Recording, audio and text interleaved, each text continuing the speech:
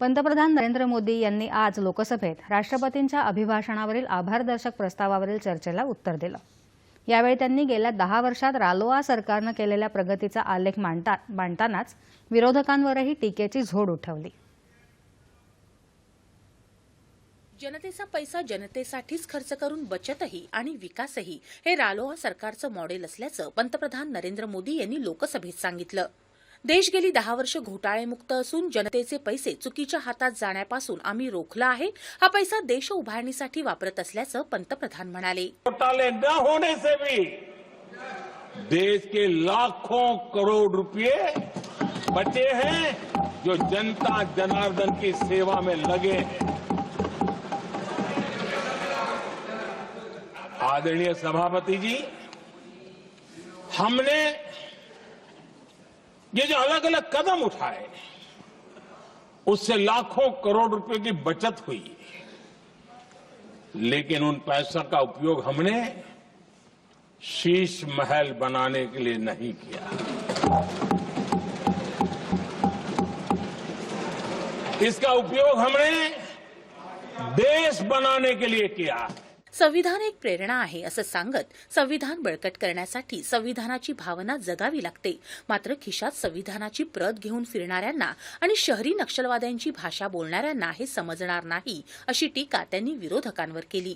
सत्ता सेवेसाठी राबवली जाते तेव्हा राष्ट्र उभारणी होते, मात्र सत्तेला वारसा बनवलं तर लोकशाही संपुष्टात येते असं ते म्हणाले।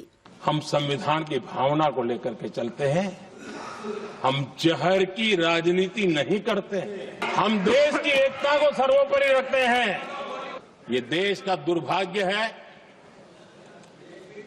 कि आजकल कुछ लोग अर्बन नक्सल की भाषा खुलेआम बोल रहे हैं।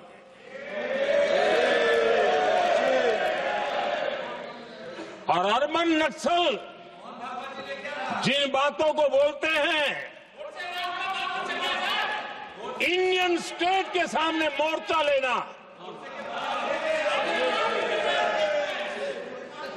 ये अर्बन नक्सल की भाषा बोलने वाले इंडियन स्टेट के खिलाफ लड़ाई की घोषणा करने वाले न संविधान को समझ सकते हैं, न देश की एकता को समझ सकते हैं। युवा वर्गाच्या स्वप्नपूर्तीसाठी आम्ही अनेक क्षेत्रात काम करत आहोत।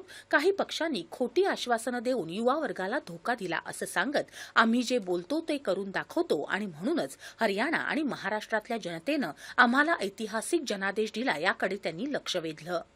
ये दल युवाओं के भविष्य पर आपदा बनकर गिरे हुए हैं।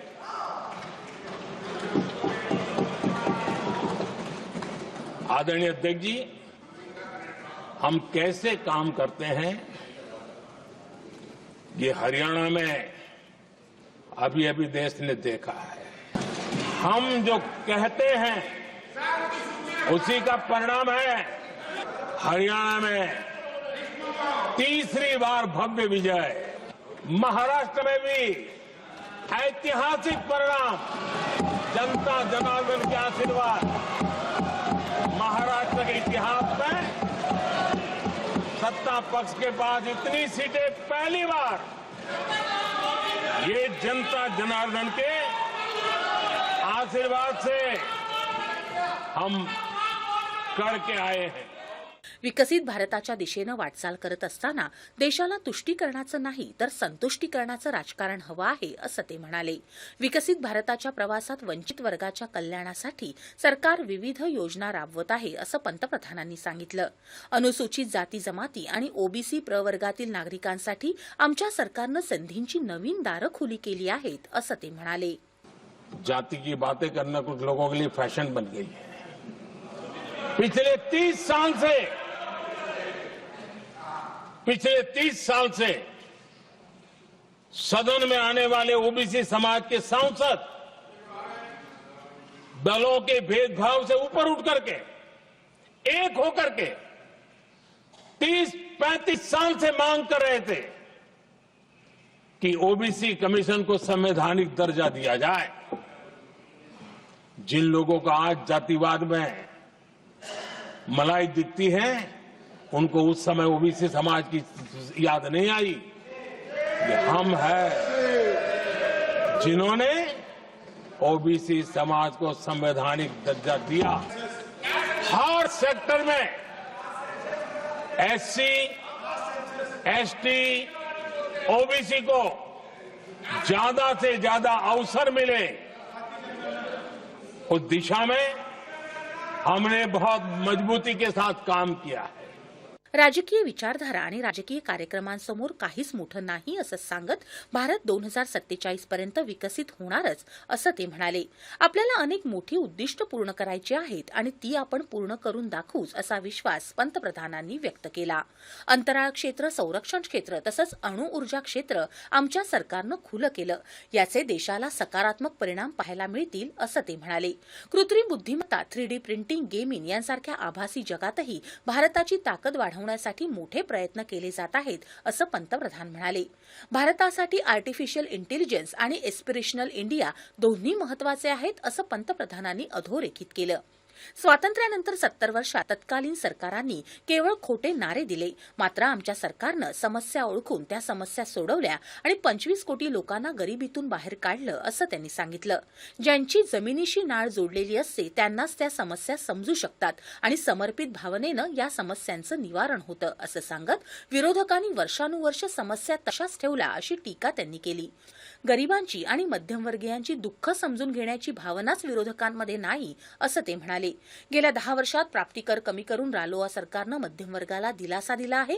बेरोजगारी कमी करण्यासाठी अनेक पावलं उचलली आहेत। त्याचप्रमाणे समाजातील प्रत्येक घटकांचं कल्याण व्हावं यासाठी योजना आणि उपाययोजना केल्या आहेत। याकडे पंतप्रधानांनी अनेक यशस्वी योजनांची उदाहरणं देऊन लक्ष वेधलं।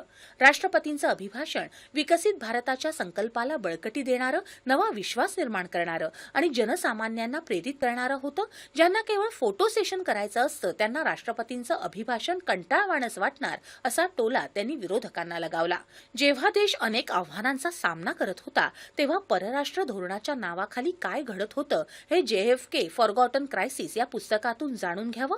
तत्कालीन पंतप्रधान पंडित नेहरू आणि अमेरिकेचे तत्कालीन राष्ट्राध्यक्ष जॉन F केनेडी यांच्यात झालेल्या चर्चा आणि निर्णयांचं या पुस्तकात वर्णन आहे असं सांगत पंतप्रधान नरेंद्र मोदी यांनी अप्रत्यक्ष टीका केली।